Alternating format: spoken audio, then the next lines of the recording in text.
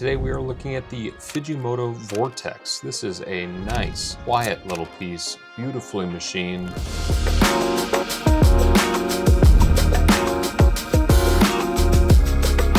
I got a hold of it and I was like, thank God, this is exactly what I needed. It was phenomenal. And it's just like that subtle click that definitely has a haptic to it, but not necessarily a sound. And what I noticed, I was not only, utilizing the push button, the rotating knob feature, but I was in love with the machining on this piece. And that feels so good. This thing has just been great and just really premium feeling. It's got a really good weight. So they've got all different colors too, just a really kind of subtle color accent. You've got that blue visible right there in the middle. You've got it on top and you've got it on the bottom. I'll be honest, I find this incredibly addicting.